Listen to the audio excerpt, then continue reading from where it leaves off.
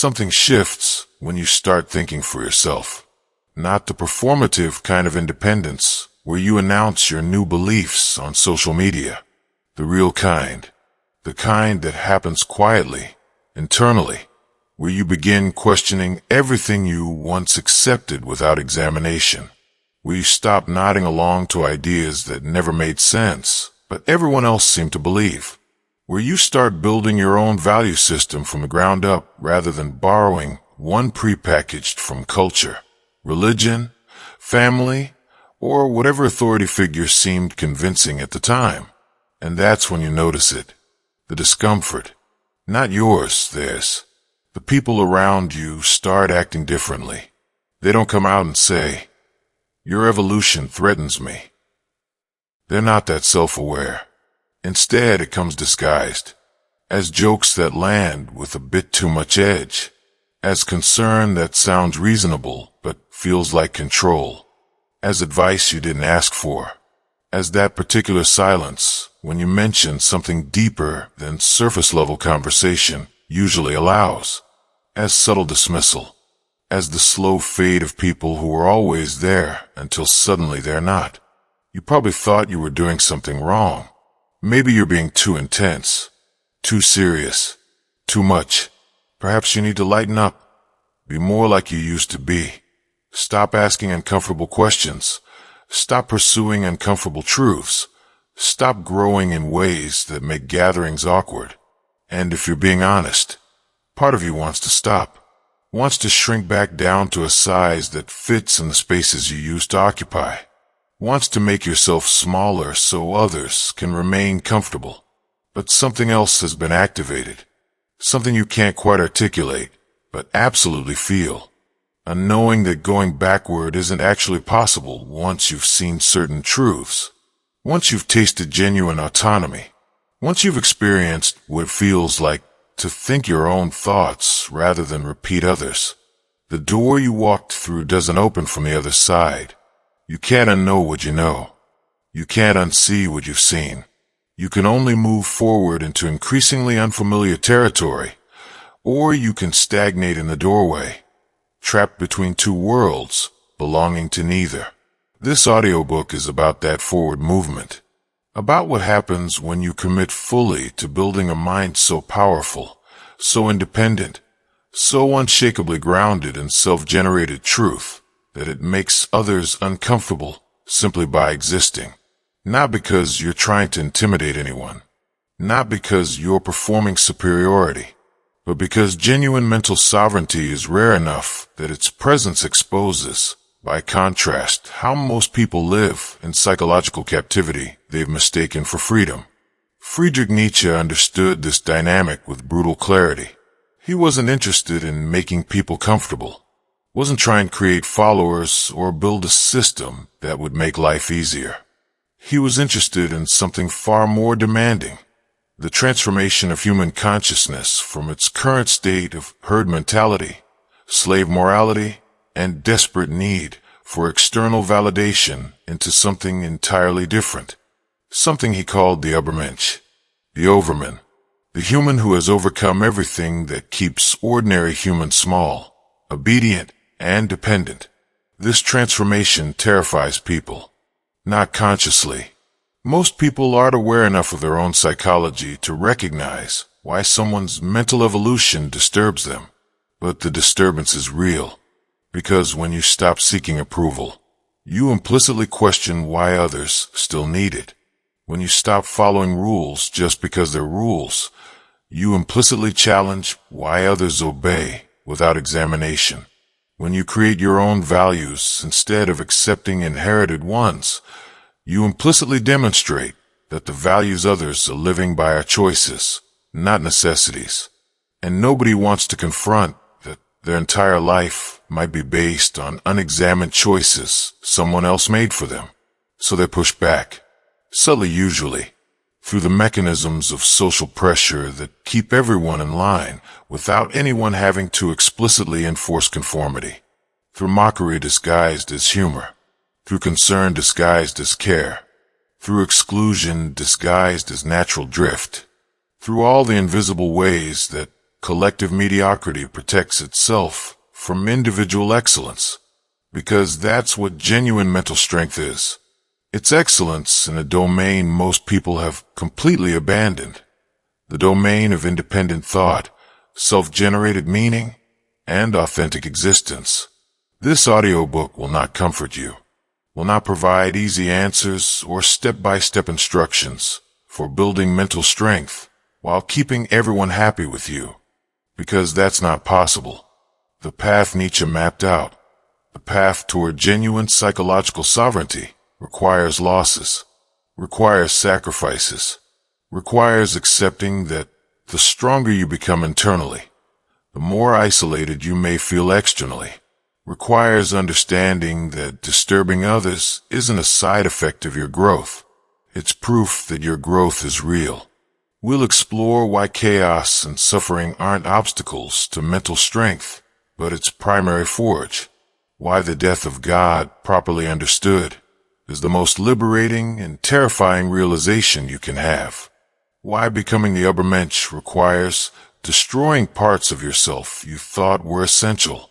Why solitude isn't something to avoid, but something to embrace as the necessary space for genuine transformation.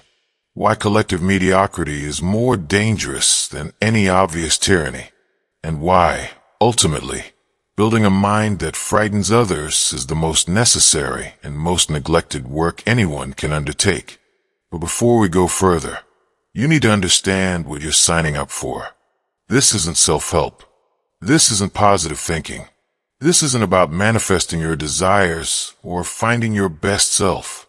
This is about something far more demanding, facing the abyss of existence without flinching, accepting radical responsibility for creating meaning in a universe that provides none, developing the capacity to walk alone when everyone else travels in comfortable herds, building internal strength so profound that external circumstances become almost irrelevant, and doing all of this knowing that most people will never understand, never support, and may actively oppose what you're becoming. If that sounds too difficult, stop now. Go find something easier. Something that promises transformation without discomfort, strength without sacrifice, growth without loss. There's plenty of content designed to make you feel good without challenging anything fundamental. But if something in you recognizes that real strength can't be built through comfort, that genuine independence requires breaking from the herd even when breaking hurts, that the strongest minds are forged in the fires of suffering and solitude that most people spend their lives avoiding, then continue. Because what follows will confront you, challenge you, potentially isolate you, but also possibly liberate you in ways you can't currently imagine. The question isn't whether you can handle what's coming. The question is whether you're willing to handle it, whether you're ready to stop seeking permission to think your own thoughts, whether you're prepared to lose people who can't accept your evolution, whether you have the courage to stand alone if standing alone is what integrity requires, whether you're willing to become dangerous, not in a violent sense, but in a rare sense, so psychologically sovereign that your very existence forces others to confront their own domestication. Nietzsche didn't promise this would be easy. He promised it would be real. Promised that on the other side of this transformation, you'd be something most humans never become, genuinely free.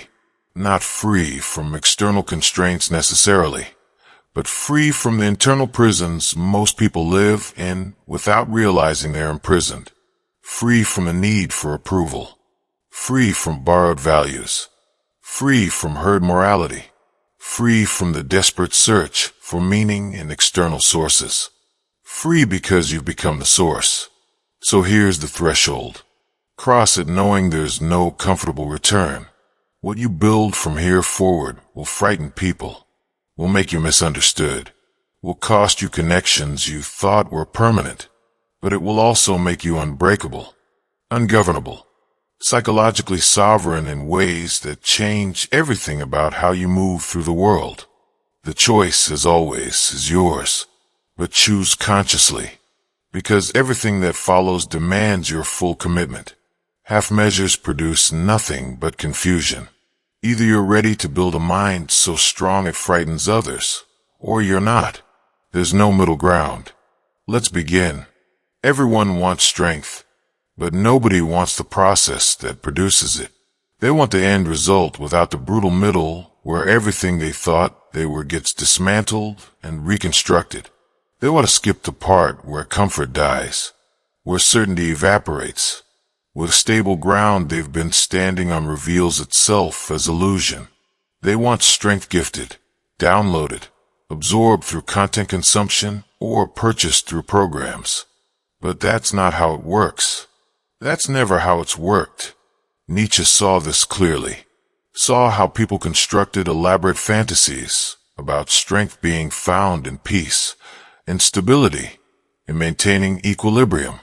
How self-help culture peddles the idea that you become strong by avoiding difficulty, by creating perfect conditions, by removing obstacles. But he recognized this as delusion, as a fundamental misunderstanding of how consciousness transforms. Because strength isn't built in comfort, it's built in chaos. Not the chaos you observe from a safe distance, the chaos you're drowning in, the chaos that's tearing apart everything you thought you knew about yourself. You need chaos inside you to give birth to a dancing star. That's not poetic metaphor. That's psychological diagnosis.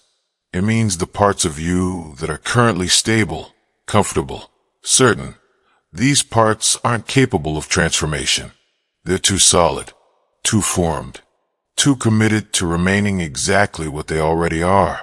Real change requires liquefaction, requires breaking down, requires chaos dismantling your current structure so something new can emerge from the wreckage.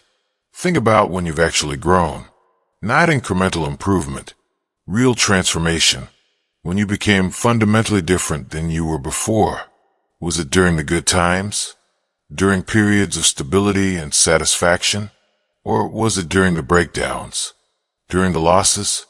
During the periods where you had no idea who you were, or what you were doing, or how to move forward? When everything familiar was stripped away, and you had to rebuild yourself from raw materials with no blueprint. That's where growth lives. In the destruction, in the chaos that forces you to either evolve or collapse. And most people, when chaos arrives, immediately begin trying to restore order, try to get back to normal, trying to rebuild what was lost. But Nietzsche suggests something radically different. Lean into the chaos. Don't fight to restore the old structure. Let it burn. Let it fall apart completely. Because that old structure, the one you're so desperate to preserve, is exactly what's keeping you weak. You were constructed by forces outside your control. Your personality, your values, your beliefs, your sense of self, all of it assembled from pieces handed to you by culture, family, education, religion, media, peers. You didn't choose most of what you are. You inherited it, absorbed it, and then convinced yourself this borrowed self is your authentic identity. But it's not. It's a costume. And underneath that costume is something raw and unformed. Something that terrifies you precisely because it hasn't been domesticated yet. Something chaotic that could become anything. The chaos you fear is actually the doorway to that unformed self. When external chaos destroys your constructed identity, when suffering strips away your comfortable lies, when failure demolishes your carefully maintained image, what's revealed is the raw material of consciousness itself. And that raw material is terrifying because it has no predetermined shape, no guarantees, no safety. It could become anything, which means it could fail to become anything, could dissolve into nothing, could transform into something worse than what was destroyed. This is why most people never transform. They reach the chaos, the suffering, the breakdown, and immediately begin damage control, begin trying to restore order, rebuild the old structure. get back to who they were before. They treat the chaos as an enemy to defeat rather than a forge for reconstruction. They medicate it, avoid it, deny it, minimize it. Do anything except what Nietzsche demands. Dive in. Embrace it. Use it. Because suffering properly metabolized doesn't weaken you. It concentrates you. Think of metal being forged. The heat, the hammering, the stress. All of it necessary for creating something harder than the original material. Same with consciousness. The suffering you're trying to avoid. The chaos you're trying to escape. These aren't obstacles to strength. They're the only path to it. But only if you change your relationship with them. Only if you stop seeing them as problems to solve and start seeing them as materials to work with. This requires a fundamental shift in how you frame adversity. Not why is this happening to me?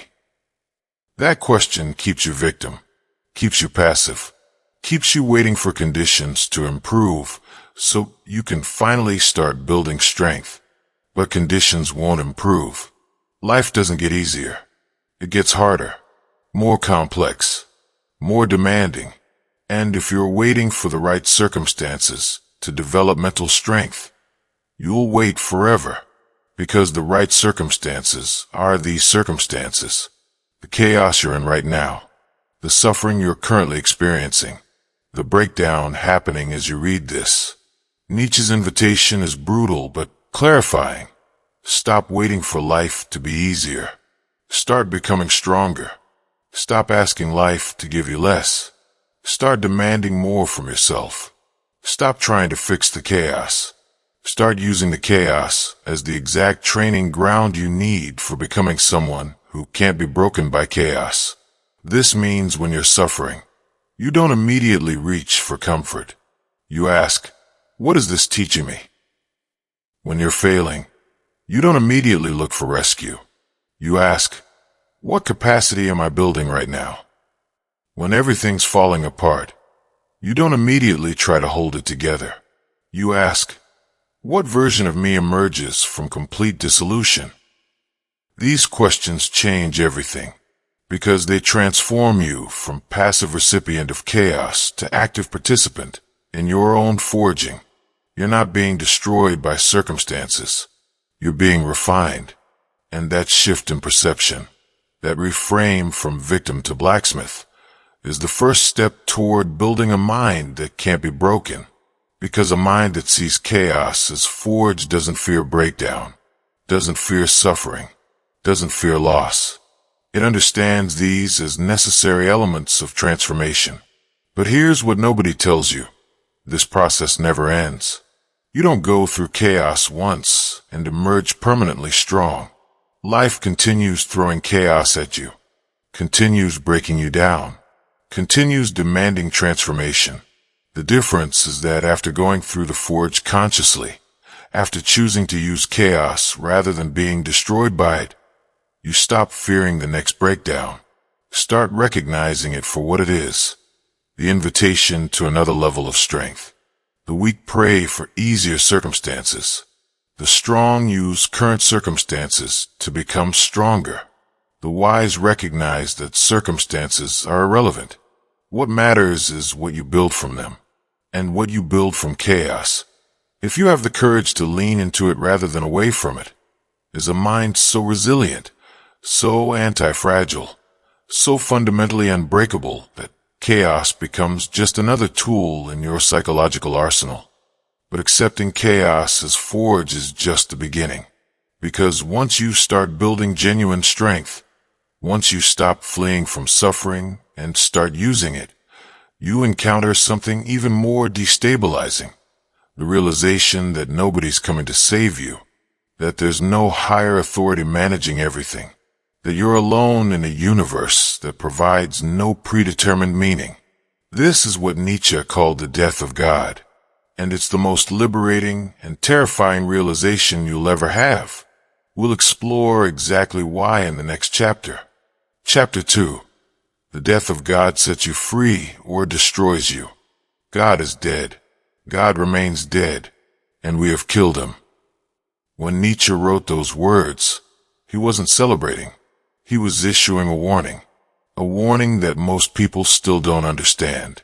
He wasn't making an atheistic argument about whether God exists. He was diagnosing what happens to human consciousness when the organizing principle of meaning collapses, when the authority that supposedly guarantees purpose, morality, and cosmic justice is revealed as projection, as construction, as comfortable fiction we tell ourselves to avoid facing a harder truth. We're alone. The death of God isn't about theology. It's about the end of excuses, the end of outsourcing responsibility for your existence to something external, the end of believing that suffering happens for a reason, that there's a plan, that everything will make sense eventually, that justice will prevail, that good people are rewarded and bad people punished. All the comforting narratives that make existence bearable by suggesting someone's in charge, none of them are true. There's no one in charge, no cosmic parent managing outcomes, no predetermined meaning, no salvation coming. This realization destroys most people. Not dramatically, quietly. They encounter this void of meaning and immediately look for something to fill it. New ideologies, new authorities, new systems that promise the same comfort religion used to provide. Political movements, social causes, self-help gurus, anything that provides ready-made meaning so they don't have to face the vertigo of creating meaning themselves. Because creating meaning requires accepting something terrifying, that you're radically free and radically responsible, that nothing you do ultimately matters in any cosmic sense, and simultaneously, that everything you do matters in the only sense available, the meaning you assign it. This is the existential crisis Nietzsche forced into consciousness. The death of God means the death of objective meaning, which means all meaning is constructed, which means you're the constructor, not in some abstract philosophical sense, in practical, immediate, ever-moment sense. There's no instruction manual for existence, no higher authority to appeal to, no external validation that you're doing it right. You're making it all up as you go. And that freedom, that absolute unconstrained freedom to create your own values, your own purpose, your own meaning, is both the greatest opportunity and the heaviest burden consciousness can bear. Most people can't handle it. The weight crushes them. They need to believe someone knows what they're doing, that there's a right way to live, that following certain rules guarantees certain outcomes, that being good means something beyond subjective preference. Without these beliefs, they feel unmoored, lost, purposeless, so they immediately seek new certainties, new authorities, new systems that will tell them what to think, how to live, what matters. They can't stand the freedom, can't tolerate the responsibility, can't accept that they're alone in creating meaning. But for those who can handle it, for those who don't immediately flee back to comfortable delusions, the death of God is the beginning of genuine power.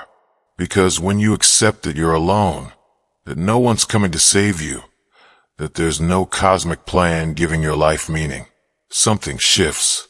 You stop waiting. Stop looking for permission. Stop seeking validation from sources outside yourself.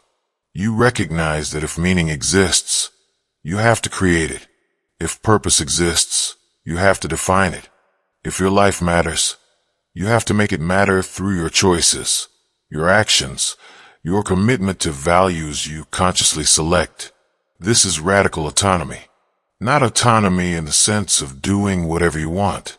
Autonomy in the sense of being the source of your own meaning, not answering to anyone else's standards, not living according to someone else's values, not following a path someone else laid out, creating your own standards, generating your own values, mapping your own path, and accepting completely that this is your responsibility. No one else can do it for you. No external authority can validate your choices. You're the sole arbiter of whether your life has meaning, and that arbitration happens through how you live, not through what you believe. This is where most self-help fails completely, because most self-help is trying to give you new beliefs that make you feel better. New stories about how everything happens for a reason, or how the universe has your back, or how positive thinking creates reality. It's trying to rebuild God in a different form, trying to restore the comforting sense that someone or something is managing everything. But Nietzsche offers no such comfort. He tears away every last vestige of external meaning and forces you to confront the void. Because only after confronting the void can you build something authentic, something truly yours rather than borrowed. The death of God creates what Nietzsche calls the free spirit.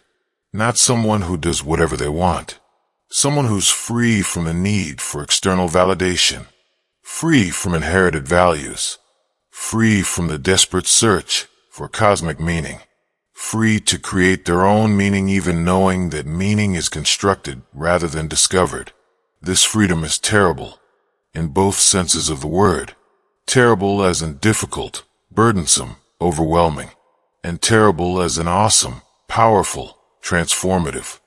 Because when you truly internalize that you're alone, that there's no one coming to save you, that your life has only the meaning you create through living it, you stop wasting energy on things that can't help you. Stop praying for intervention. Stop hoping someone will fix things. Stop waiting for permission or validation or the right circumstances. You recognize that right now, exactly as things are, you have to take responsibility for creating meaning. And that recognition, that acceptance of complete responsibility, awakens something dormant in most humans, the will to power. Not power over others, power over yourself. The internal force that drives you to shape reality rather than be shaped by it, to impose meaning on chaos rather than be overwhelmed by meaninglessness, to create values rather than accept inherited ones, to become who you choose to become rather than accepting whose circumstances made you. This will to power, this creative force, only activates when the death of God is fully accepted, when every external crutch is removed, when you're standing alone in the void with nothing but your own capacity to create meaning. And this is where the Übermensch begins to emerge. Not immediately, not easily, but necessarily, because the Übermensch is what happens when someone accepts the death of God, and instead of collapsing into nihilism or fleeing to new certainties, uses that absolute freedom as the foundation for self-creation, for building a new kind of human. A human who doesn't need God because they've become their own source of meaning, their own authority, their own lawgiver, their own savior and judge. But this emergence requires first going through the terror of the void, first accepting that you're alone, first releasing every comforting illusion about cosmic justice or predetermined purpose, first standing naked before existence with no protections, no guarantees, no ready-made meaning. And most people can't do it. They retreat before they reach this point. They rebuild some version of what was destroyed. They can't tolerate the freedom, can't accept the responsibility. But if you can stand in the void without flinching, without immediately searching for something to fill it, without fleeing back to comfortable lies, then you gain access to a form of power most humans never touch. The power of self-creation, the power of meaning-making, the power of someone who stared into the abyss and instead of being destroyed, has used that darkness as the blank canvas for building something unprecedented, something no one told you to become, something that exists only because you had the courage to create it from nothing.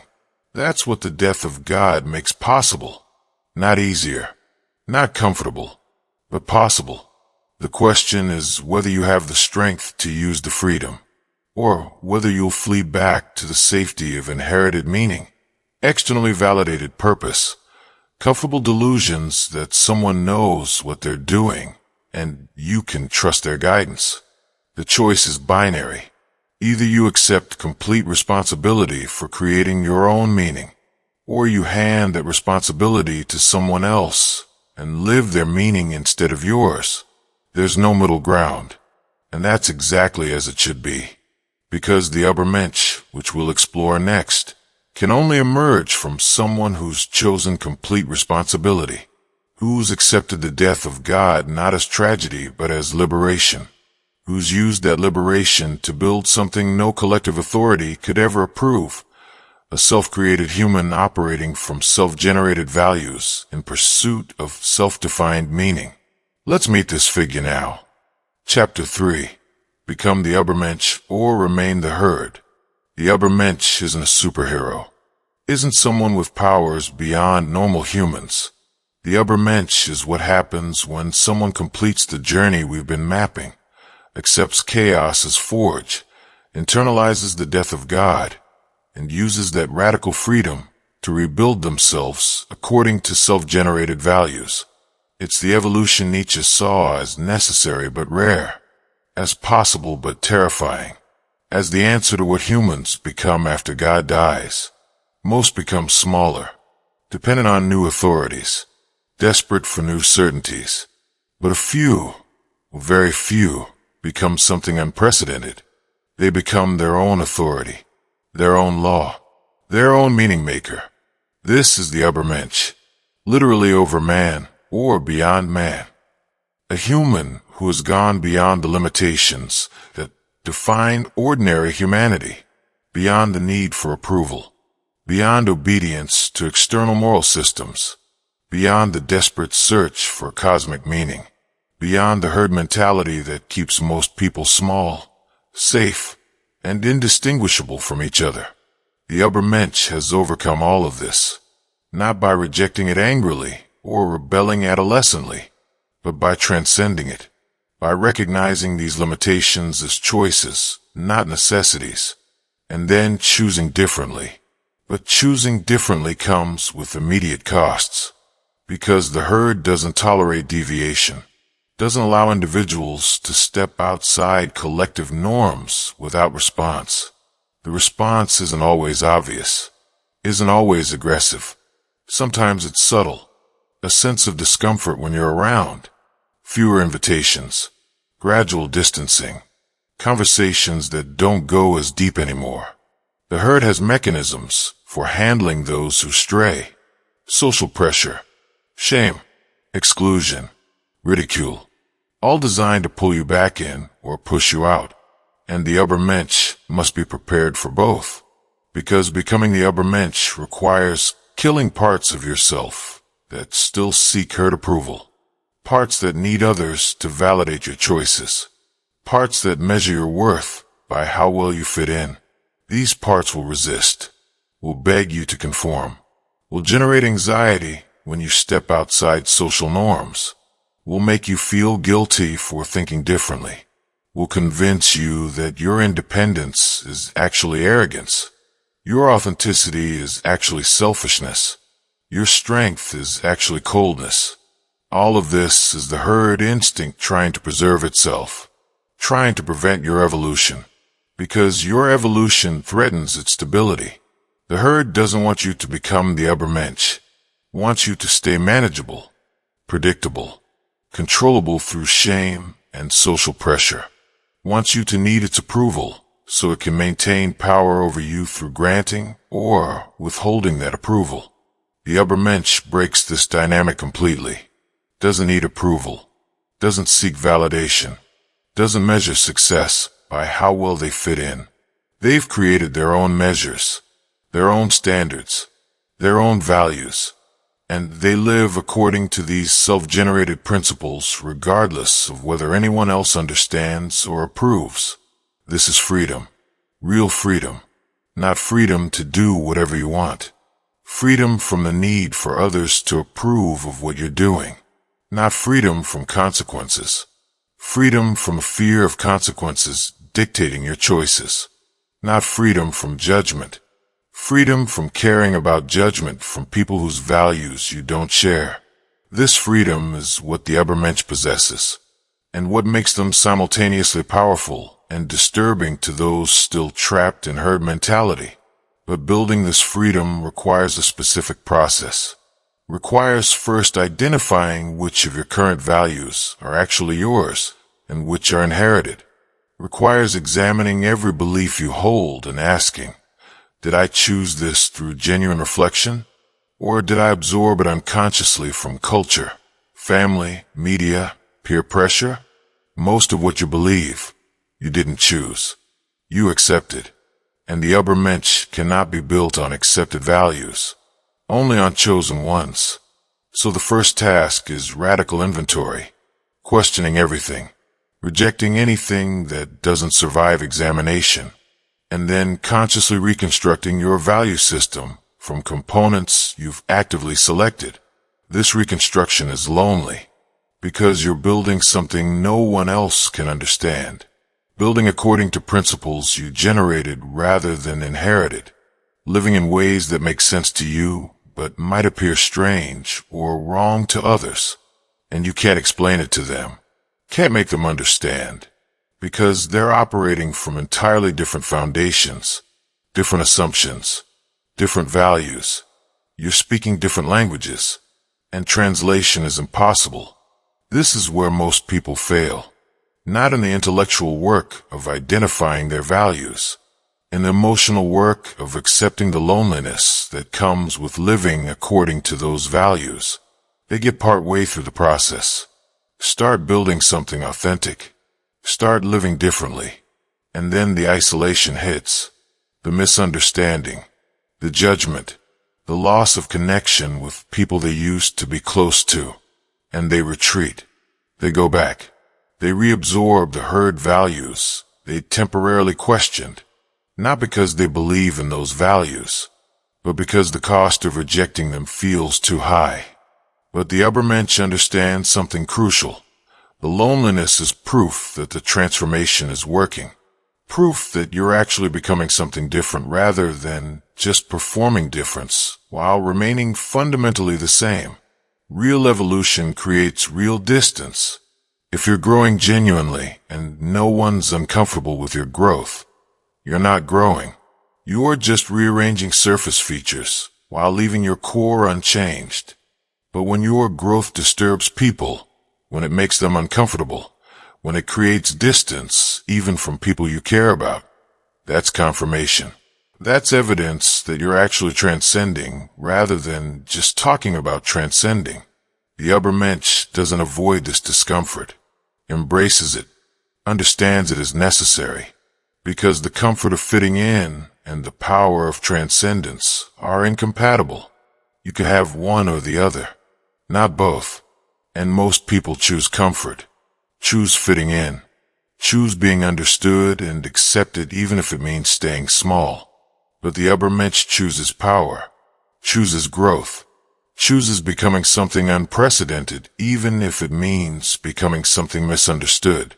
Because the Übermensch recognizes that being understood by the herd means thinking like the herd. And thinking like the herd means remaining limited by herd mentality. This choice creates what Nietzsche calls the will to power. Not power over others, power over yourself.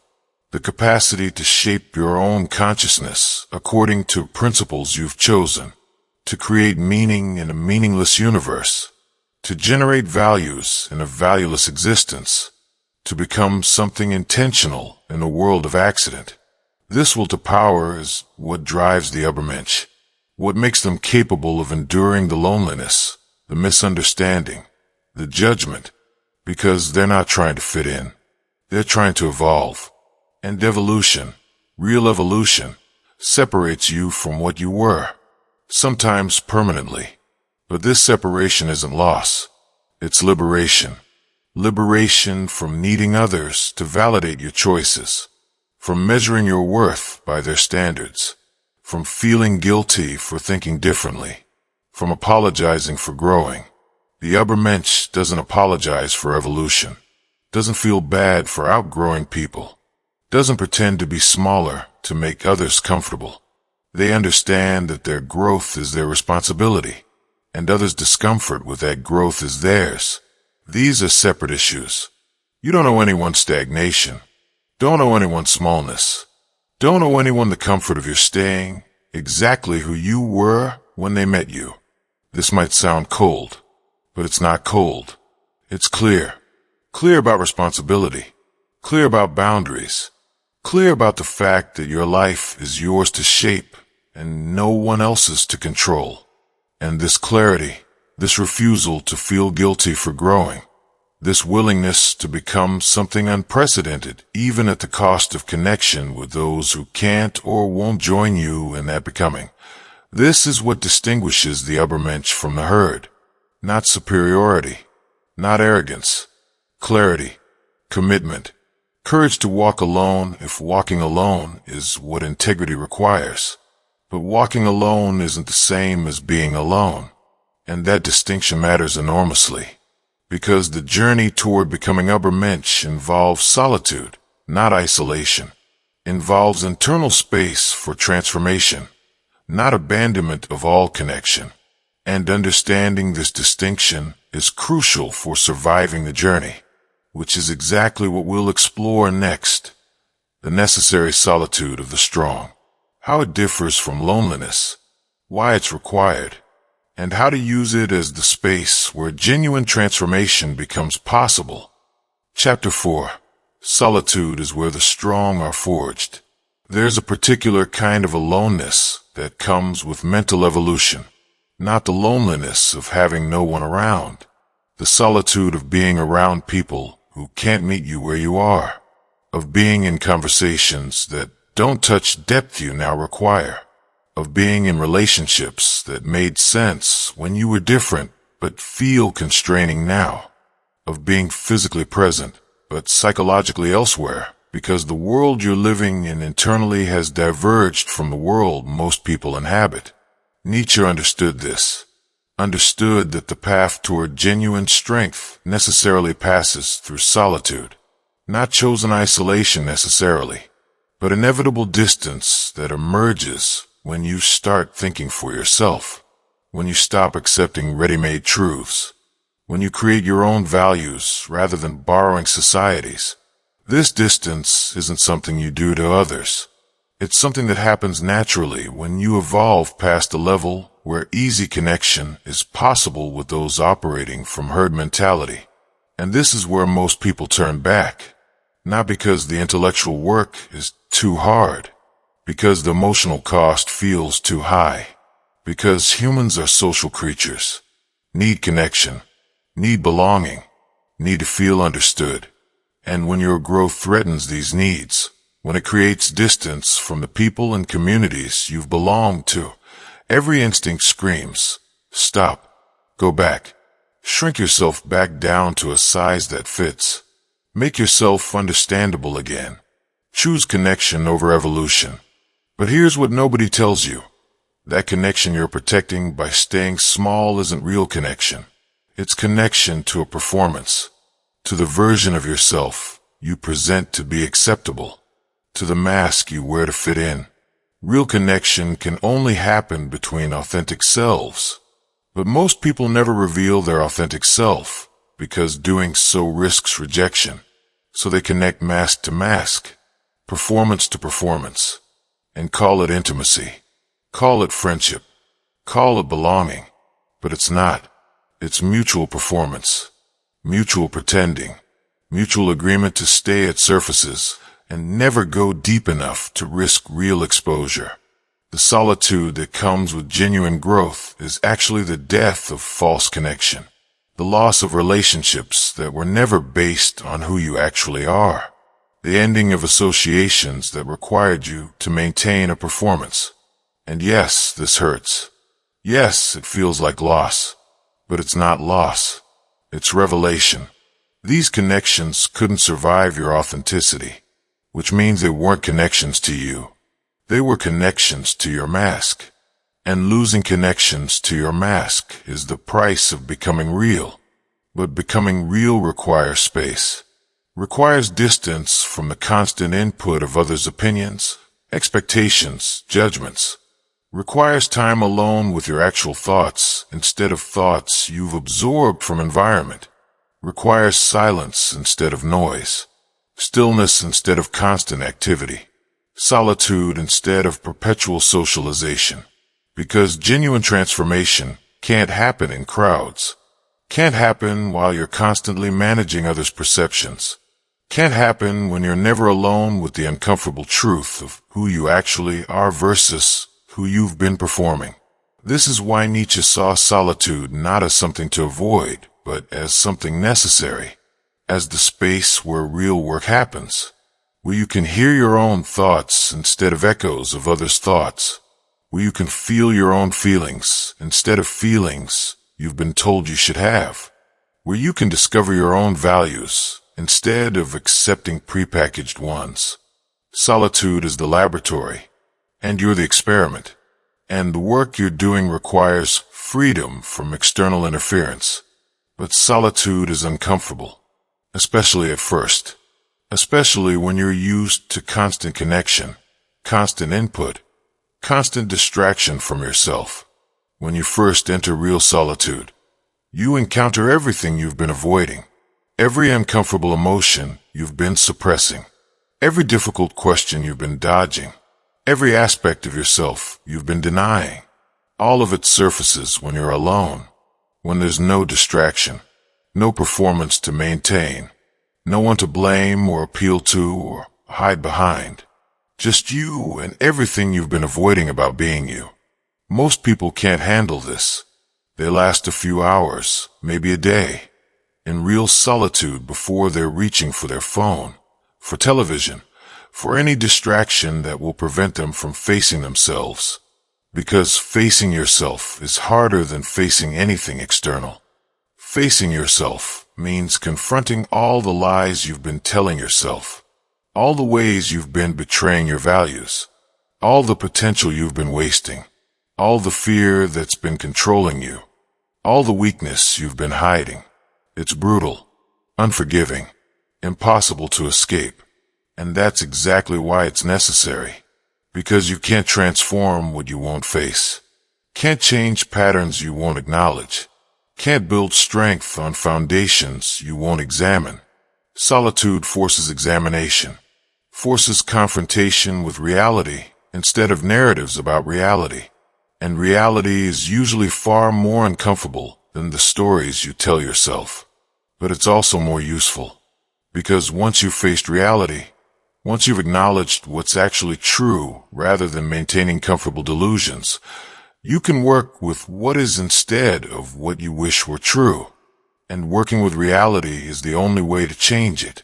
This is where the forge metaphor becomes literal. Solitude is the fire. You're the metal.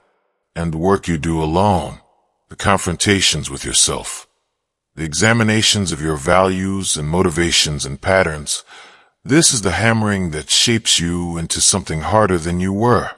But this process requires heat, requires pressure, requires the discomfort of being alone with everything you've been avoiding. Most people never willingly enter this fire. They avoid solitude, fill every moment with noise, surround themselves with people and activity and distraction. Anything to avoid the confrontation that solitude demands. But the strong seek solitude, not because they hate people, because they understand that the work of self-transformation can't happen in the presence of constant external input, can't happen while managing others' expectations, can't happen while performing acceptability. It requires space, quiet, distance from the herd, time alone with your actual self instead of your performed self. And yes, this is lonely. Yes, this is uncomfortable. Yes, this makes you strange to those who need constant connection. But it's also where power is built, where clarity emerges, where the strong become stronger and the weak reveal themselves as weak. Nietzsche spoke of the free spirit as someone who had gone into solitude and returned transformed, who had used that space to rebuild themselves according to their own principles, who had emerged from isolation with a strength that crowds can never produce. Because crowds provide comfort through consensus, but comfort through consensus keeps you limited to collective understanding. Real growth requires going beyond collective understanding And going beyond requires first going away, into solitude, into the space where you can think without others' voices drowning out your own, where you can feel without others' emotions contaminating your clarity, where you can become without others' expectations shaping your becoming. But here's the paradox. The more time you spend in productive solitude, the less lonely you feel. Because you're no longer dependent on external connection for your sense of wholeness. You've found internal completeness. You've become your own source, your own companion, your own counsel. You still enjoy connection with others, but you don't need it. And not needing it changes the quality of connection you're capable of. Because you're connecting from fullness rather than emptiness, from choice rather than need, from genuine interest rather than desperate avoidance of aloneness. This is the solitude of the strong, not isolation, not bitterness, not rejection of human connection, but self-sufficiency that makes connection richer because it's no longer desperate. And this self-sufficiency can only be built in solitude, in a space where you're forced to be enough for yourself, where you develop internal resources instead of depending on external ones, where you become the source of your own meaning, your own validation, your own strength. And once you've built this, once you've spent enough time alone that you've become comfortable with yourself, once you've developed internal completeness, you emerge different, quieter maybe, less needy certainly, more selective definitely, because you've discovered that most connection is poor quality. Most conversation is shallow. Most relationships are based on mutual performance. And after experiencing the depth available in solitude, surfaces become unbearable. So you become more discerning, more willing to be alone than to accept connections that don't meet depth you now require. And this discernment makes you appear difficult, strange, intimidating, when really you've just stopped accepting less than genuine. But genuine connection is rare, and that rarity means periods of solitude, sometimes long periods, while you wait for people capable of meeting you at depth. And this waiting tests your commitment, tests whether you've actually built internal strength or just convinced yourself you have. Because if you're still desperate for connection, still willing to compromise authenticity for acceptance, still performing to fit in, then the solitude hasn't completed its work. You haven't yet become self-sufficient, haven't yet built the internal completeness that makes external connection optional rather than necessary. But if you have, if you've done the work in solitude, if you've built genuine strength, then the loneliness transforms into something else entirely, into power, into clarity, into the unshakable foundation that makes you immune to social pressure, immune to shame, immune to the collective mechanisms that keep most people compliant. You've become ungovernable, not because you reject all authority, but because you become your own authority. And that authority, built in the fire of solitude, is what makes you frightening to those still governed by external forces. Which brings us to the next crucial understanding: why your strength threatens collective mediocrity, and how that collective will respond to the threat you represent. Chapter 5. Collective mediocrity will try to destroy you. The truly dangerous force in society isn't tyranny, isn't obvious oppression, isn't authoritarian power crushing dissent through violence. The truly dangerous force is far more subtle, far more pervasive, far more effective. Collective mediocrity, the invisible pressure that keeps everyone at the same level, the social mechanisms that punish excellence and reward conformity, the herd instinct that makes anyone who stands out a target. This is what Nietzsche feared most. Not dictators, not systems, but the suffocating weight of collective ordinariness enforcing itself through 1,000 small acts of social pressure. You've felt this even if you've never named it. The discomfort when you're excited about something and everyone else is lukewarm. The awkwardness when you're passionate and others are cynical. The isolation when you're growing and others are stagnant. The subtle mockery when you're pursuing something challenging and others choose comfort. The quiet disapproval when you're thinking independently and others prefer consensus.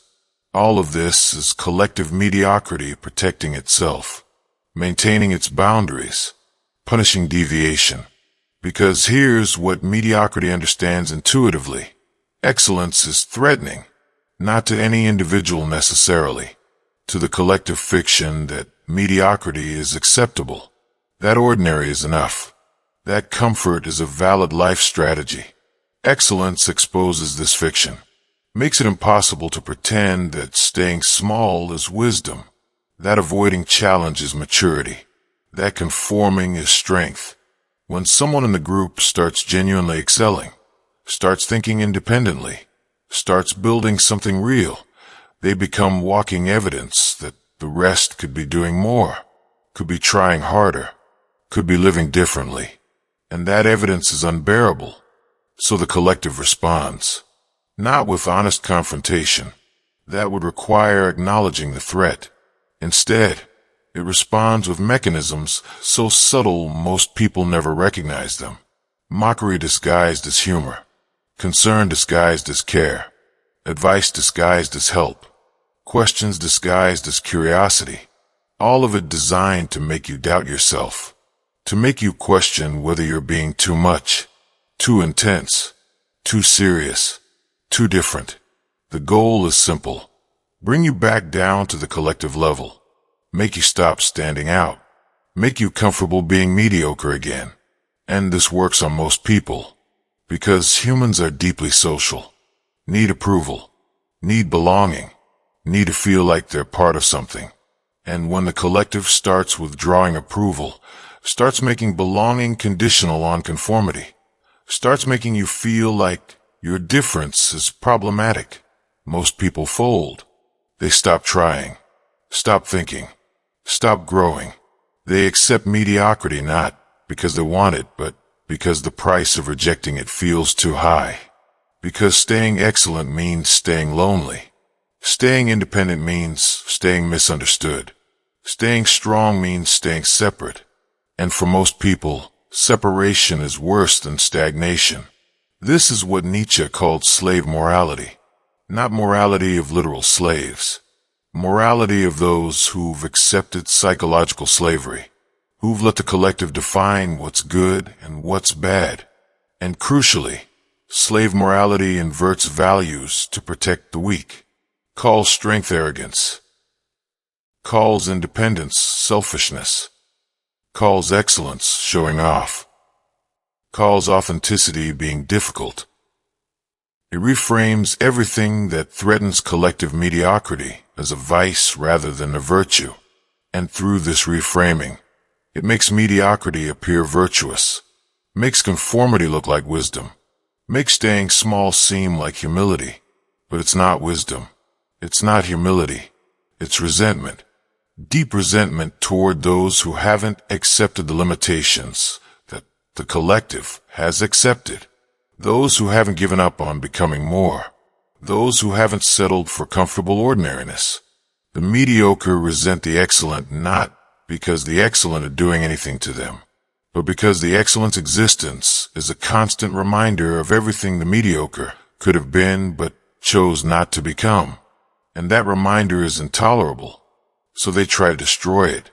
Not obviously, not violently, but effectively, through social pressure, through shame, through making you feel guilty for outgrowing them, through making your strength appear as weakness, your independence as inability to connect, your excellence as compensation for insecurity. They'll psychologize your growth, pathologize your strength, make you doubt whether your evolution is genuine or just ego. And if you're not careful, if you're not clear about what's happening, their doubt becomes your doubt. Their resentment becomes your guilt. Their limitation becomes your ceiling. This is the mechanism that keeps most people mediocre their entire lives. Not lack of capability, not lack of opportunity. Social pressure, the fear of standing out, the discomfort of making others uncomfortable, the guilt of growing while others stagnate, the loneliness of being different. All of this is collective mediocrity's immune system activating against the virus of excellence. And it's extremely effective, because it operates through mechanisms that feel like care, like concern, like friendship. So you don't recognize you're being attacked until you've already internalized the attack. But once you see this pattern, once you recognize collective mediocrity for what it is, everything changes. The mockery stops hurting because you understand it's not actually about you. It's about their limitation. The concern stops feeling caring because you recognize it's actually control. The questions stop seeming curious because you see they're actually criticism. The whole edifice of social pressure becomes transparent, and transparency removes its power because you can't be manipulated by something you see clearly. This is what Nietzsche gives you: vision, the ability to see through the mechanisms that keep most people small. The clarity to recognize that when you're growing and others are uncomfortable, their discomfort is information about them, not criticism of you. The understanding that collective mediocrity's response to your excellence is predictable, manageable, and ultimately irrelevant to whether you continue growing. But this understanding doesn't make you immune to the pressure. Just conscious of it, you'll still feel the pull toward conformity. Still feel the discomfort of standing out. Still feel the loneliness of thinking differently. Still feel the guilt of outgrowing people. But now you'll recognize these feelings as effects of collective mediocrity's mechanisms rather than as signals that you're doing something wrong. And that recognition changes whether you act on the feelings. Changes whether you fold under pressure or stand firm. Changes whether you return to mediocrity or continue toward excellence. Because here's the truth that collective mediocrity desperately doesn't want you to understand. Their power over you is completely dependent on you caring what they think. The moment you stop needing their approval, the moment you stop measuring your worth by their standards, the moment you stop feeling guilty for outgrowing them, their power evaporates. They can't force you to be mediocre. They can only make being excellent uncomfortable. And if you can handle the discomfort, if you can bear the loneliness, if you can endure the misunderstanding, they have no power over you at all. But handling the discomfort requires something specific, requires a kind of mental armor, a psychological framework that makes you immune to social pressure, a mind so strong that collective mediocrity can't touch it. And building that mind requires understanding exactly what makes it unbreakable, which is what we'll explore next. The specific qualities that make a mind frightening. The characteristics that make you immune to manipulation, impervious to shame, ungovernable by collective pressure. Because understanding these qualities is one thing, actually building them is another. And that building requires conscious, deliberate practice of very specific mental disciplines. Chapter 6. The unbreakable mind operates from internal validation. Every mechanism of control depends on one thing: your need for external validation, your need for approval, for acceptance, for recognition, for being seen as good, right, worthy, acceptable. This need is the hook that every form of social control uses. Doesn't matter if it's family, culture, religion, ideology, friendship groups, or broader society. They all operate the same way. Make approval conditional. Withdraw it when you don't conform. Grant it when you do. Train you to measure your worth by their standards. And once that training is complete, once you've internalized their standards as your own, they don't need to control you directly anymore. You control yourself. You police your own thoughts. You limit your own actions.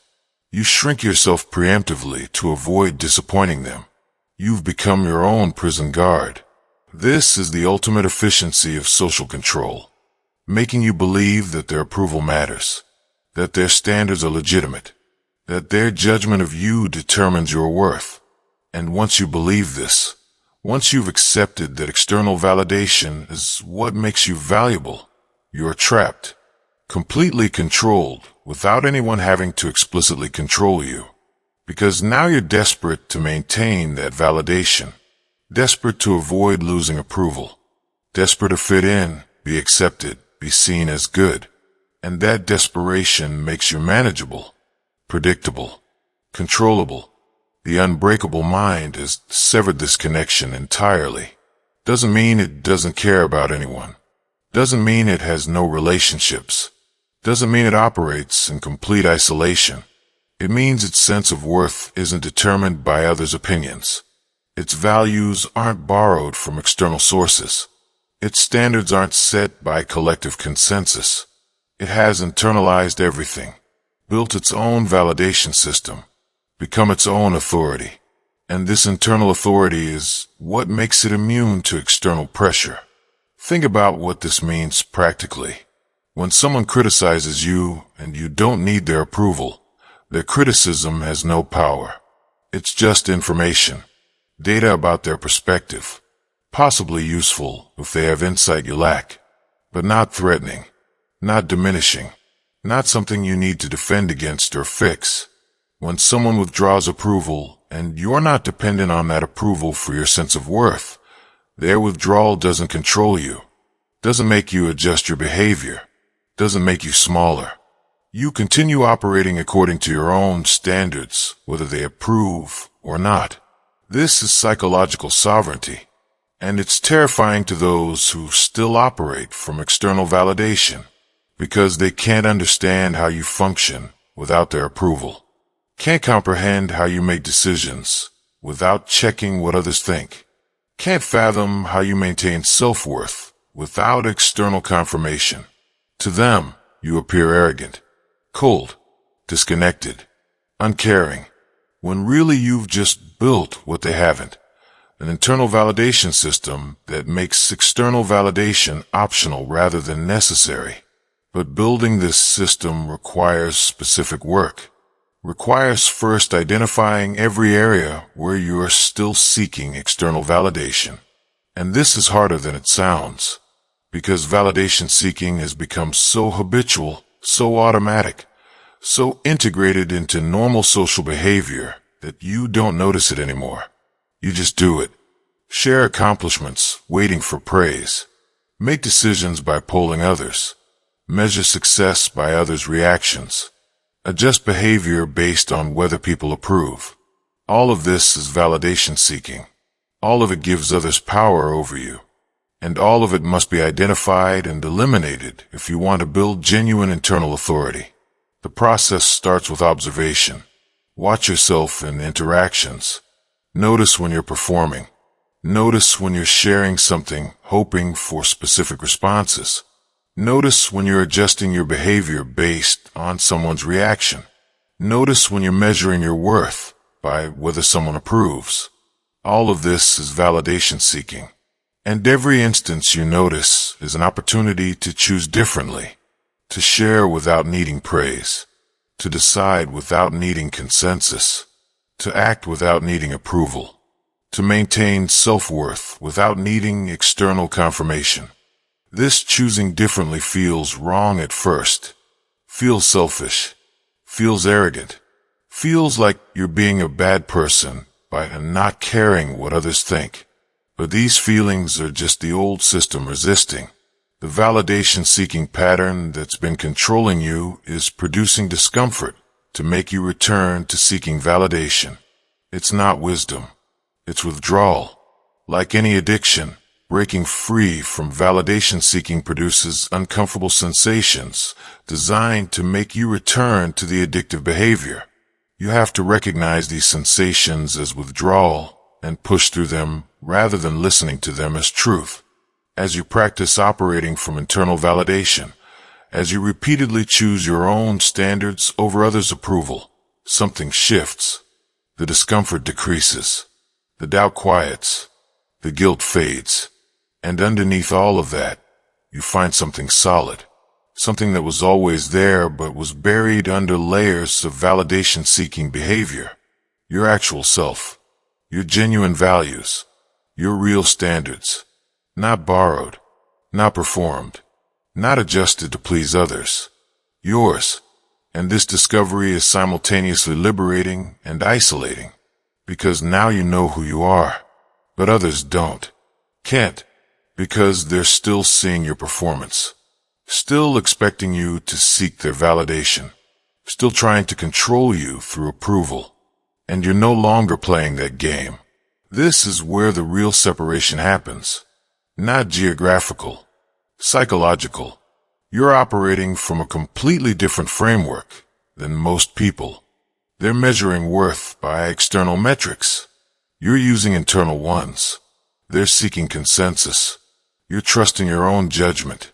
They're performing for approval. You're expressing authentic thoughts. These are incompatible approaches, and the incompatibility creates distance, not because you're rejecting them, because you're no longer participating in the validation economy that forms the basis of most social interaction. And this non-participation makes you frightening, because people sense, even if they can't articulate it, that normal social pressure doesn't work on you, that they can't manipulate you through withdrawal of approval, can't control you through shame, can't manage you through expectations. You've become ungovernable. And ungovernable people are threatening to systems built on governance.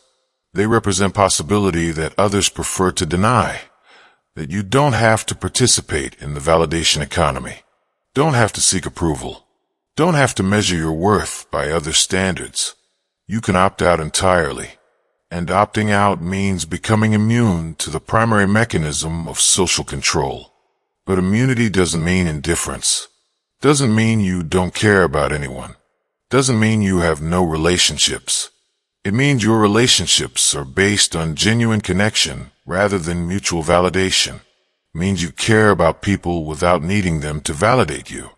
It means you value certain opinions without being controlled by whether those opinions are positive or negative.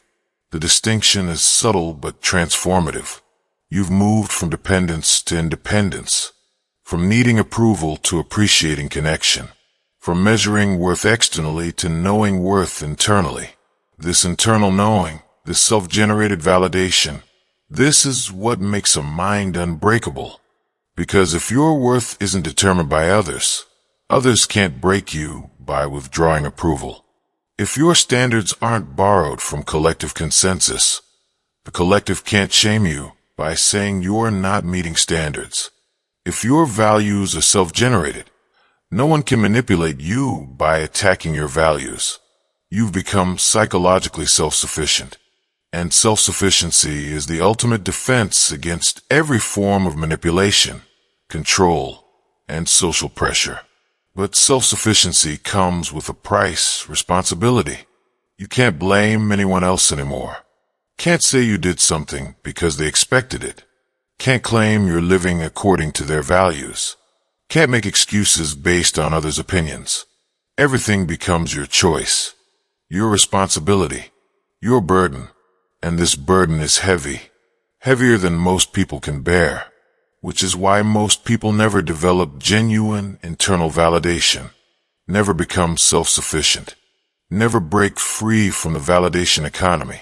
They prefer the lightness of blaming others, of following other standards, of letting others define their worth, even though that lightness comes at the cost of freedom. But for those who can bear the weight, for those who can accept complete responsibility for their own validation, their own standards, their own values, the reward is absolute. They become immune to manipulation, impervious to shame, ungovernable by social pressure. Their mind becomes a fortress that no external force can breach. Not because the mind is closed or rigid, but because it's self-sufficient.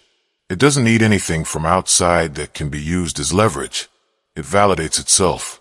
And that self-validation, built on genuine internal authority rather than borrowed external standards, is what makes a mind truly, genuinely, permanently unbreakable. But being unbreakable isn't enough. You also need to know what you're building toward, what you're becoming through all this work. And that's precisely what we'll explore next. Chapter 7. The will to power means creating your reality. Nietzsche's concept of will to power is perhaps his most misunderstood idea. Most people hear power and think domination, control over others, forcing the world to bend to your desires. But that's not what Nietzsche meant. The will to power isn't about power over others. It's about power over reality itself, the capacity to impose meaning on meaninglessness, to create value in valuelessness, to shape chaos into form, to become a force that generates reality rather than merely responds to it. This is the fundamental drive of consciousness, according to Nietzsche. Not survival, not pleasure, not even happiness. Creation, the drive to make something from nothing, to impose will on existence, to be a cause rather than an effect. And this drive, when fully activated, changes everything about how you operate. Because most people are reactive. They experience reality and respond to it. Something happens, they react. Someone says something, they defend. Circumstances shift, they adjust. They're constantly responding to forces outside themselves, constantly being shaped by environment, constantly reacting rather than acting. And this reactivity keeps them weak. Because when you're reactive, you're controlled, not by any specific person or system, by whatever stimuli are strong enough to provoke response. You're not living according to your will. You're living according to whatever demands your attention. The will to power flips this entirely. Instead of responding to reality, you start creating it. Instead of being shaped by environment, you start shaping environment. Instead of reacting to what happens, you start determining what happens through your actions. This doesn't mean you control everything. Doesn't mean you're omnipotent. It means you stop seeing yourself as passive recipient and start seeing yourself as active creator. And that shift in perspective changes what's possible. Because when you see yourself as creator, you start asking different questions. Not what should I do? That's reactive. That's asking for instructions. That's wanting someone to tell you the right answer. But what do I want to create? That's active. That's taking responsibility for shaping reality according to your vision. That's operating from will to power. The first question makes you dependent on external guidance. The second makes you source of your own direction. And that difference determines whether you're living your life or living someone else's vision of what your life should be. The will to power requires first having a vision, not a fantasy. A vision, a clear sense of what you want to create, what kind of person you want to become, what kind of life you want to build, what kind of impact you want to have. This vision can't be borrowed, can't come from what you think you should want, can't be based on impressing others, has to be genuinely yours, generated from your actual values, your actual desires, your actual sense of what matters. And for most people, this is where the process stops, because they don't know what they actually want. They know what they're supposed to want, what others want them to want, what would make them look good to want. But their actual wants, their genuine vision, they've never examined it, never given themselves permission to want what they actually want rather than what they should want. So the first work of will to power is clarifying vision, getting brutally honest about what you actually want to create. Not what would be impressive, not what would make others approve, what would make you feel like your life was lived according to your deepest values. And this requires stripping away all the shoulds, all the expectations, all the borrowed desires, and finding what's underneath. What you'd want even if no one knew, even if no one approved, even if it made no sense to anyone but you. That's your actual vision, and that's what will to power uses as its North Star. Once vision is clear, the next work is eliminating everything that doesn't serve that vision. This is brutal, because you've accumulated a lot of baggage, commitments that made sense before but don't anymore, relationships that were based on who you were but not who you're becoming, habits that fill time but don't move you toward your vision.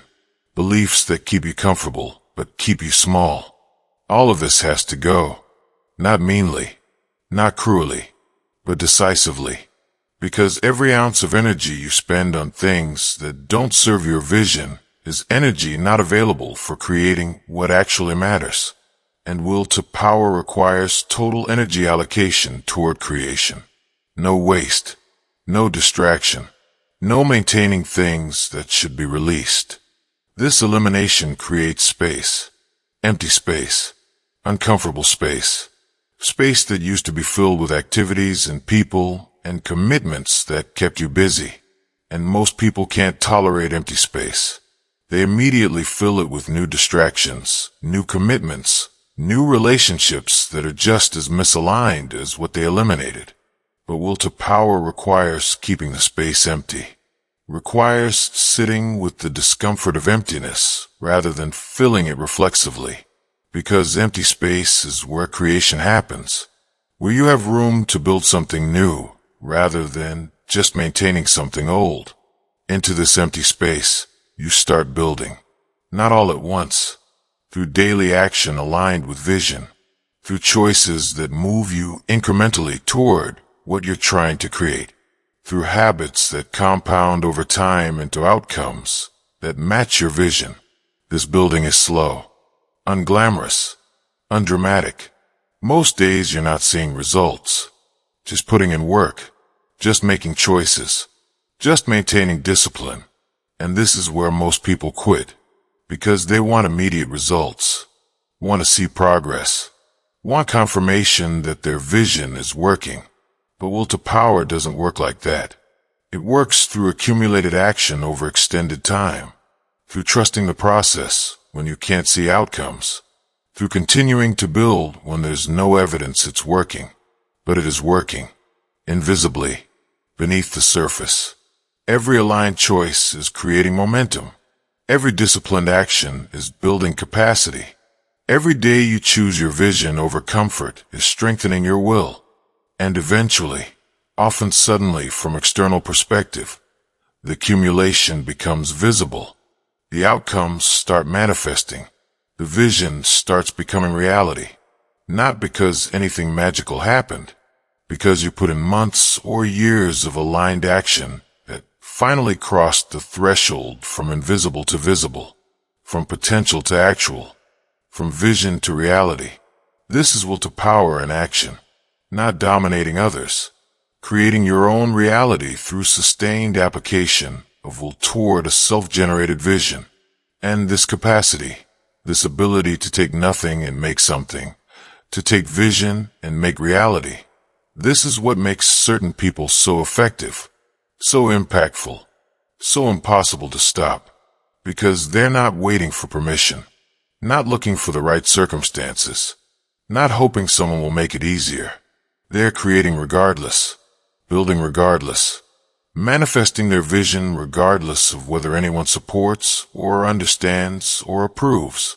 And this self-directed creation is deeply threatening to those operating reactively, because reactive people need circumstances to change before they can change, need permission before they can act, need support before they can build. And when they see someone creating without any of these things, it exposes that these prerequisites aren't actually necessary. They're excuses, ways of avoiding the responsibility of creating, ways of staying comfortable in reactivity. The person operating from will to power doesn't have better circumstances. They're just willing to create in whatever circumstances exist. And that willingness, that refusal to wait for perfect conditions, that commitment to building now rather than someday, it's a living refutation of every excuse reactive people use to justify their stagnation. So they attack the creator, say they're unrealistic, impractical, too intense, too driven, too ambitious. They frame will to power as pathology rather than power, as compensation rather than creation, as ego rather than effectiveness. All of this is reactive people trying to pull creative people back into reactivity, trying to make creation seem problematic so they can feel justified in their own lack of creation. But the person operating from genuine will to power isn't moved by this criticism, because they're not seeking approval for their vision. They're manifesting it. And manifestation doesn't require anyone else's permission or understanding. This is the ultimate expression of freedom that Nietzsche proposed. Not freedom from constraint, freedom to create. The capacity to take your vision and make it real through application of will regardless of circumstances, opinions, or obstacles. This freedom is what the Übermensch possesses. What makes them beyond normal human limitation? Not because they have special powers, because they've activated the creative capacity that exists in all humans, but that most never access, because they're too busy reacting to circumstances to start creating from vision. And accessing this capacity requires one final element we haven't fully explored yet. Requires accepting something most people spend their entire lives running from. Requires making peace with an aspect of existence that terrifies most humans into permanent reactivity. Requires embracing something Nietzsche called amor fati, love of fate, the acceptance of everything that is, everything that was, everything that will be as necessary for becoming who you're meant to become. And this acceptance, this love of fate, including its harshest elements, is what finally transforms will to power from concept into lived reality. Let's explore how. Chapter 8. Amor fati means loving what destroys you. Amor fati, love of fate, not acceptance, not tolerance, love of everything, every experience, every suffering, every loss, every betrayal, every failure, every moment of agony that you'd give anything to undo. All of it. Not loved because it felt good. Loved because it was necessary. Because it shaped you. Because without it, you wouldn't be who you are. And who you are, despite everything you've been through, despite every way you've been broken, is exactly who you needed to become. Not perfect. Not finished. But forged. Tempered. Strengthened through every experience you'd have avoided if you'd had the choice. This is perhaps Nietzsche's most difficult teaching, because it asks you to love what hurt you, to embrace what broke you, to be grateful for what destroyed your comfortable illusions. Most people can't do this. They hold on to resentment, replay what happened, wish it had been different, construct elaborate fantasies about how much better life would be if that thing hadn't happened. And this resentment, this inability to accept what was, keeps them trapped, keeps them weak, keeps them looking backward at what could have been instead of forward at what could be built from what is. Amor fati cuts through this pattern completely, says everything that happened was necessary, not in some cosmic predetermined sense, but in the practical sense that you can't be who you are without having experienced what you experienced. The suffering wasn't optional. The loss wasn't avoidable. The pain wasn't a mistake. It was the exact curriculum you needed for developing the strength you now have. And wishing it hadn't happened is wishing you weren't who you are, is wishing you were still the weaker version of yourself that existed before that experience. Think about this carefully. The experiences you most want to undo are the ones that most shaped you. The suffering you most wish you'd avoided is what built your resilience. The loss you most regret is what taught you what matters. The betrayal you can't forgive is what showed you how to recognize genuine versus false connection. All of it, every painful piece, was necessary. Not because some higher power planned it, but because consciousness requires friction to evolve, requires challenge to strengthen, requires suffering to develop depth. Without difficulty, you'd still be the person you were before difficulty. And that person, however comfortable they were, was limited, hadn't been tested, hadn't developed capacities that only emerge under pressure, hadn't discovered reserves of strength that only surface when you're pushed past normal limits. The painful experiences forced that evolution, forced you to become more than you were, and the person you are now. With all your scars and your hardness and your depth, this person could only exist because you went through what you went through. Amor Fati asks you to love this process, to stop resenting what made you strong, to stop wishing you could have developed strength through easier means, to stop holding on to the fantasy that you could be who you are without having suffered how you suffered, because that fantasy is keeping you from full ownership of your power, keeping you identified with victimhood rather than with the strength that came from overcoming, keeping you looking at what was done to you rather than what you built from it. This shift from resentment to love is alchemical, turns poison into medicine, transforms wounds into wisdom, makes suffering into source material for strength. But it requires first accepting that you can't change what happened, can't undo the past, can't rewrite history, can only change your relationship with what was. And changing that relationship from "this shouldn't have happened" to "this needed to happen for me to become who I needed to become" is the difference between staying trapped in the past and using the past as foundation for the future. Most people never make this shift. They stay bitter, stay resentful, stay focused on what was taken from them rather than what they built from the wreckage. And this focus keeps them impotent. Because if your story is about what others did to you, you remain victim in that story, remain disempowered, remain waiting for those others to somehow fix what they broke. But they can't fix it. They won't fix it. And waiting for them to fix it means never fixing it yourself, never taking full ownership, never becoming the author of your own story rather than a character in someone else's. Amor Fati makes you the author, makes you reframe every experience, no matter how painful, as necessary for the plot of your becoming. Makes you see that the protagonist of your story needed these challenges to develop into who they're becoming. Makes you stop resenting the antagonists and start recognizing them as necessary characters whose opposition forced the protagonist to evolve. This doesn't mean forgiving in some moral sense. Doesn't mean those who hurt you were right to hurt you. Means recognizing that their actions, regardless of their intentions, served your evolution, made you harder to break, made you wiser, made you stronger. And that strength, that wisdom, that hardness is more valuable than the comfort you'd have maintained if they treated you better. This is brutal philosophy.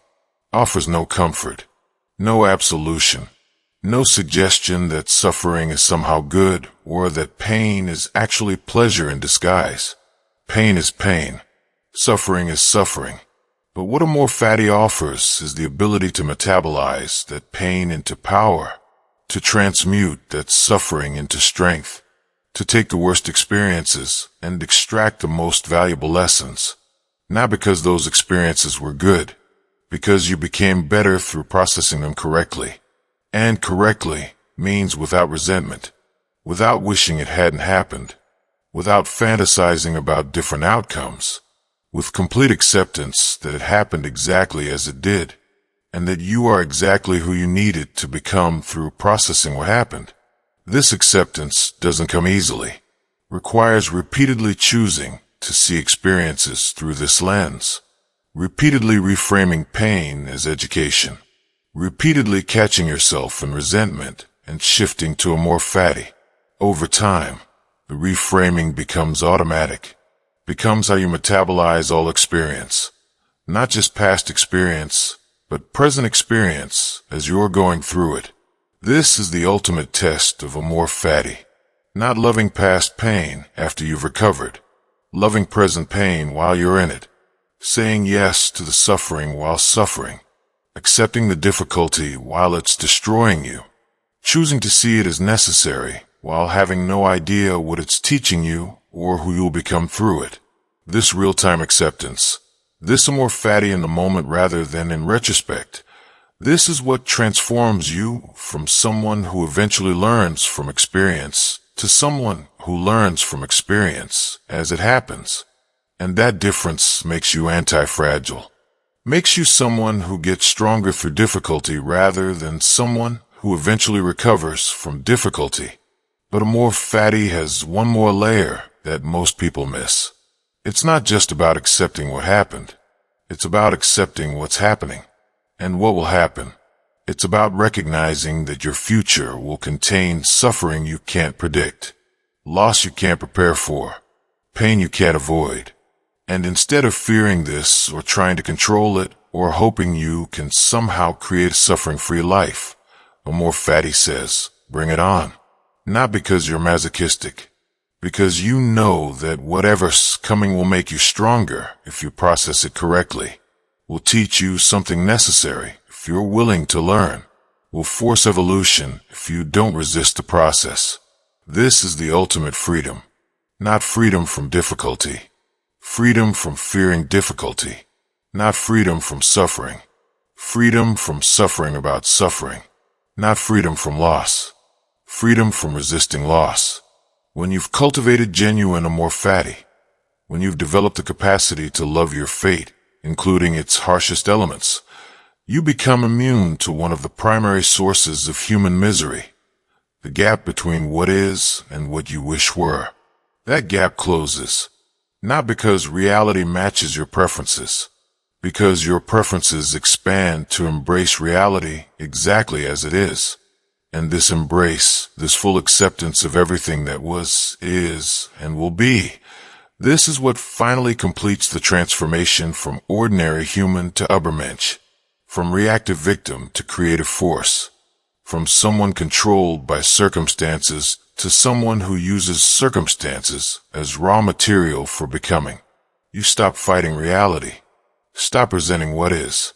Stop wishing for different circumstances. You take what is, whatever it is, and use it, build from it, grow through it, create with it. And that capacity, that ability to transform any circumstances into fuel for your evolution, is what makes you genuinely, finally, permanently unbreakable. But being unbreakable comes with costs we need to address directly.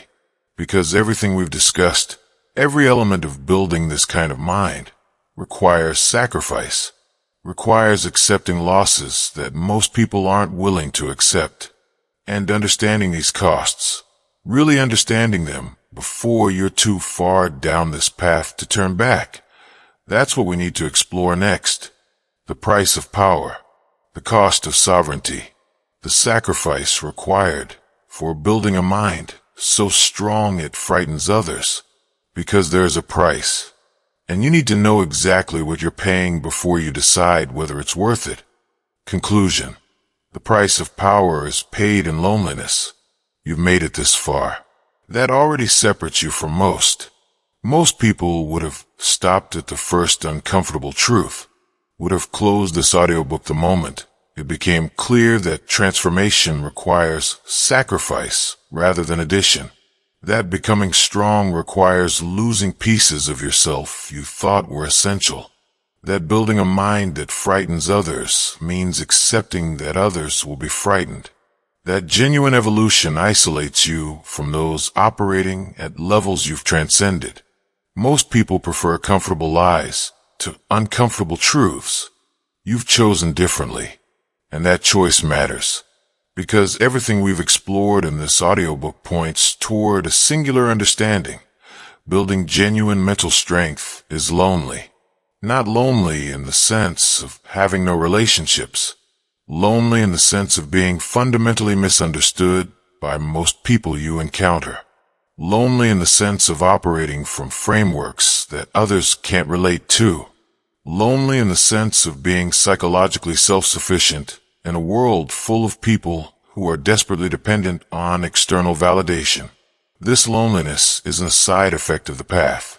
It's confirmation you're on it. You lose people, not because you're pushing them away, because they can't or won't join you where you're going, because your evolution makes them uncomfortable, because your strength exposes their weakness, because your independence challenges their dependence, because your authenticity highlights their performance. Not intentionally, just by existing as someone who's done the work they're avoiding.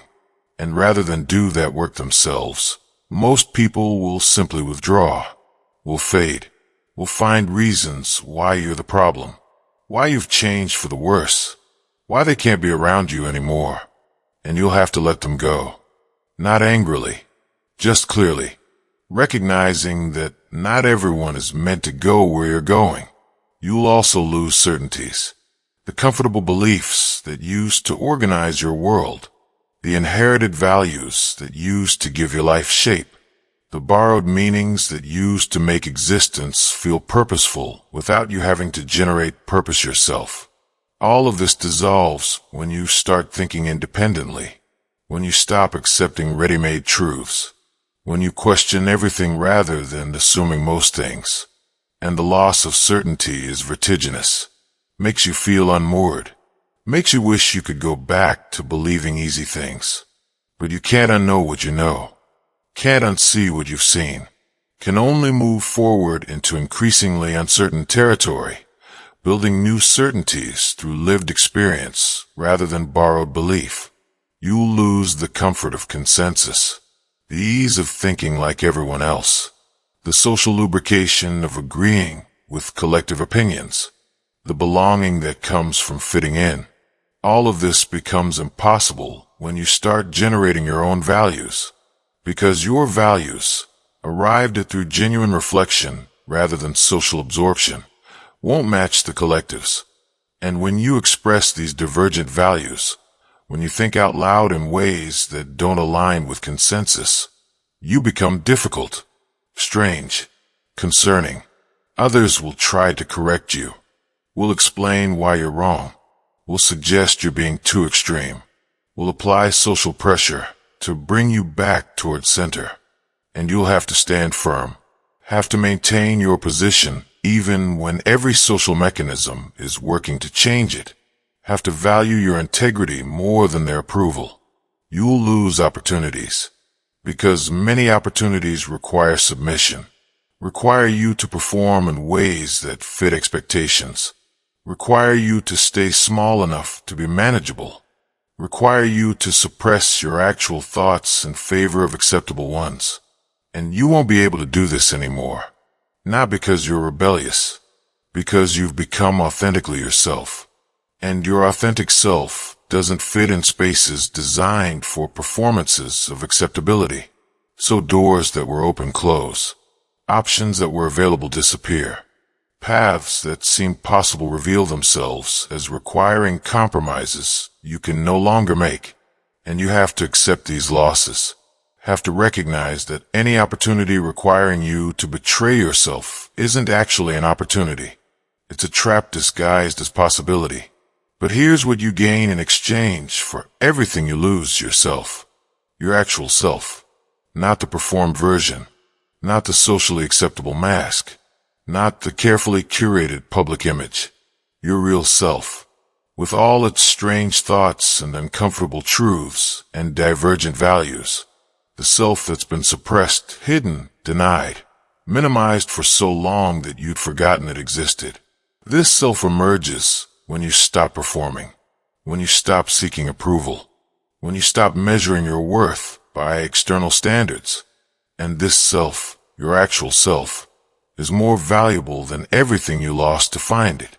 You also gain sovereignty, psychological independence, the capacity to think your own thoughts, feel your own feelings, make your own decisions without needing anyone's permission or approval. This sovereignty makes you ungovernable, not in an anarchistic sense, in the sense that the mechanisms used to control most people don't work on you. Shame doesn't work because you're not ashamed of being yourself. Guilt doesn't work because you're living according to values you've consciously chosen. Social pressure doesn't work because you're not measuring your worth by social standards. Fear of judgment doesn't work because you're not afraid of being misunderstood. You've become psychologically self-sufficient. And self-sufficiency is the ultimate defense against every form of manipulation. You gain strength.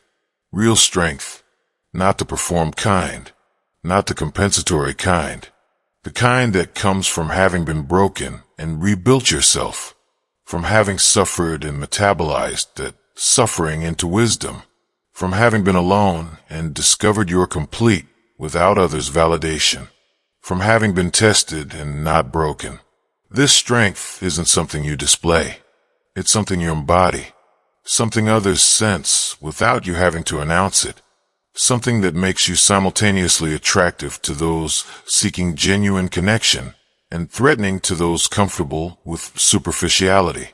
You gain clarity about what matters and what doesn't, about who you actually are versus who you were performing being, about what you actually value versus what you thought you should value, about what genuinely serves your evolution versus what's just comfortable distraction. This clarity cuts through noise, eliminates confusion, makes decisions simpler not because they're easier, but because you know what you're deciding for, know what your priorities are, know what you're building toward, and that knowledge makes you efficient in ways that confused people can never be, and you gain something that most people never access, genuine freedom, not freedom from constraints, freedom within constraints. Freedom to be yourself regardless of circumstances. Freedom to think your own thoughts regardless of social pressure. Freedom to live according to your values regardless of whether anyone approves. This freedom isn't granted by anyone, can't be taken by anyone, exists completely independent of external permission or restriction, because it's internal, built through the work of becoming sovereign, and once built, once genuinely established, it's permanent, yours, unassailable. But this freedom comes with responsibility, comes with the weight of knowing that everything in your life is your choice, your creation, your responsibility. You can't blame circumstances anymore. Can't say society made you this way. Can't claim you had no choice. You have complete choice. And that completeness means complete responsibility for your thoughts, your actions, your outcomes, your life. This responsibility is heavy, too heavy for most, which is why most people never develop genuine freedom. They prefer the lightness of blaming others, following others' rules, accepting others' standards, even though that lightness comes at the cost of sovereignty. So the question isn't whether you can build a mind so strong it frightens others. You can. The question is whether you're willing to pay the price, whether you can handle the loneliness, whether you can bear the responsibility, whether you can accept losing people, certainties, consensus, and opportunities in exchange for yourself, sovereignty, strength, clarity, and freedom. These trades aren't equal.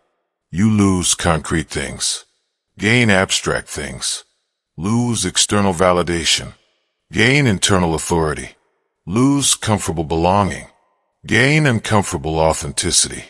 Most people make the opposite trade. Keep the concrete, keep the external, keep the comfortable, and lose themselves completely in the process. Lose their autonomy, lose their strength, lose any chance of genuine freedom. They stay safe, stay acceptable, stay small, and call it wisdom. Call it maturity. Call it being realistic. But it's none of those things. It's surrender to social pressure, to collective mediocrity, to the comfortable prison of never becoming who they could become, because becoming requires too much sacrifice. But you're here, still here, which suggests you're considering the opposite trade, considering whether gaining yourself might be worth losing everything else. Considering whether sovereignty might be worth loneliness, considering whether authentic strength might be worth comfortable weakness. And the fact that you're considering it means you're already on the path, already different from most, already building something that will eventually make others uncomfortable simply by existing. So continue. Keep building. Keep choosing yourself over approval. Keep choosing sovereignty over belonging. Keep choosing strength over comfort. Keep accepting the losses that come with evolution. Keep metabolizing pain into power. Keep walking alone when walking alone is what integrity requires. Keep becoming someone who frightens others not through aggression, but through the simple fact of being genuinely, authentically, unbreakably yourself. This is Nietzsche's invitation. Not to become comfortable, to become powerful, not to be liked, to be respected, not to fit in, to transcend, not to avoid suffering, to use suffering as the forge for becoming something rare, something unprecedented, something most humans never attempt because attempting requires sacrifice most humans won't make. The path is clear. The cost is known. The choice is yours. Either you're ready to build a mind so strong it frightens others, or you're not. Either you can handle what that building requires, or you can't. Either you value sovereignty more than belonging, strength more than comfort, authenticity more than acceptance, or you don't. There's no middle ground, no partial transformation, no becoming mostly independent while keeping some dependence. You either commit fully, or you don't commit at all. And if you do commit, if you choose this path completely, understand that you're choosing loneliness, choosing misunderstanding, choosing difficulty, but also choosing power, choosing freedom, choosing yourself, and that self forged in chaos, tempered in solitude, strengthened through suffering, validated internally rather than externally. This self is worth every single thing you lose to build it, because what you're building isn't just a strong mind. You're building an Übermensch, a human who's transcended human limitations, who's become the source rather than the recipient, the creator rather than the responder, the sovereign rather than the subject. And that becoming, that transformation from ordinary human operating on autopilot to extraordinary human creating their own reality, that's what makes all the sacrifice not just worthwhile, but necessary. Welcome to the path. Now walk it completely.